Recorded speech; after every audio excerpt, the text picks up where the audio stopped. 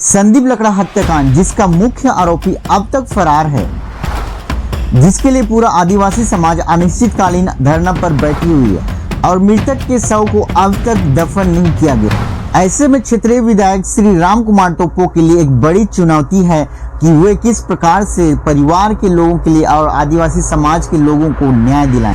नमस्कार दोस्तों, संदीप लकड़ा की हत्या रहस्यमय तरीके से की गई थी और जिस दिन शव को लुरेना पानी टंकी के नीचे से बरामद किया गया था, उसी दिन विधायक महोदय ने यह बयान दिया था कि अब बुलडोजर भी चलाना पड़ेगा, जिससे जुर्म करने वाला 1000 बार सोचे।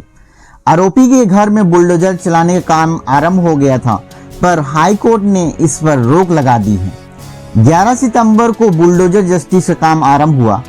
नगर पंचायत सीतापुर सीमो के द्वारा नोटिस जारी कर 3 दिन के भीतर भवन निर्माण का अनुज्ञा प्रस्तुत करने तथा कब्जा हटाने का नोटिस आरोपी के घर चस्पा कर दिया गया।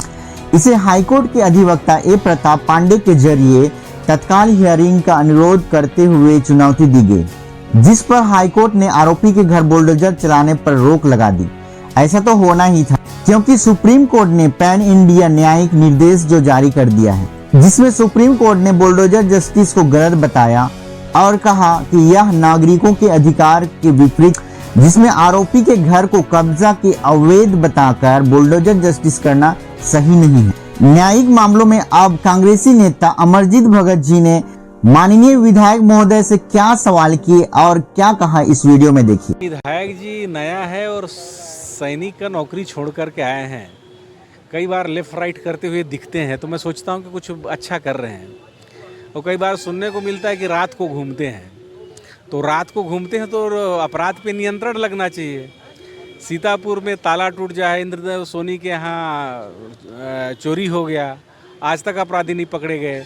हमारे आदिवासी नवयुवक संदीप लकड़ा का हत्या करके और दफन कर दिया गया, रिपोर्ट नहीं लिखा रहा था।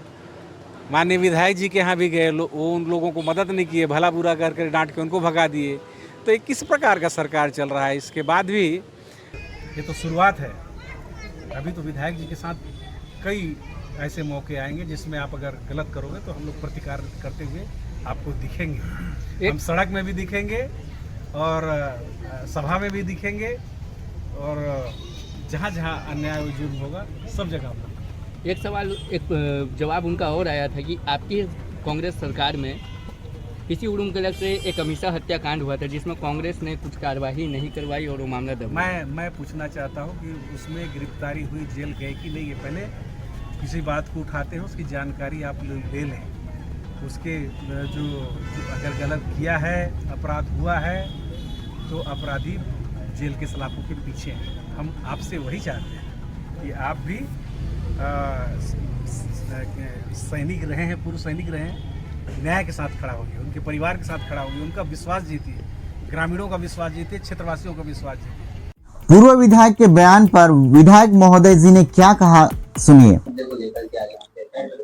देखिए, कांग्रेस पार्टी ने संदीप लकड़ा के हत्याकांड पर आदिवासी समाज को उकसाने के लिहाज से साथ देने का प्रेस कॉन्फ्रेंस किया है, जबकि ये मामला खुल चुका है और इसमें कुल 5 आरोपी गिरफ्तार हो चुके हैं। मुख्य आरोपी अभी भी फरार है। पुलिस पूर्ण मशक्कत के साथ उसे पकड़ने में लगी है, लेकिन कांग्रेस पार्टी यहाँ अपनी राजनीतिक रोटी सेकने के लिए आज समाज को उकसा रही है कि आंदोलन करें, कि ये बिल्कुल गलत है, ये निराधार है।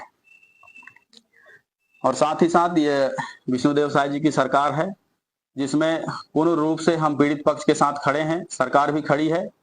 और इसी को जीता जाता देखा ये जा सकता है कि केवल आरोपियों को पकड़ने का ही काम नहीं, उनके संपत्ति के ब्यौरे से लेकर उनके टेंडरों को निरस्त करने का भी कार्य किया गया है, जो कि एक बहुत बड़ा कठोर कार्रवाई कहा जा सकता है। सर्व आदिवासी समाज के आंदोलन के तीसरे दिन पूर्व डिप्टी सीएम और पूर्व विधायक धरने पर पहुंचे।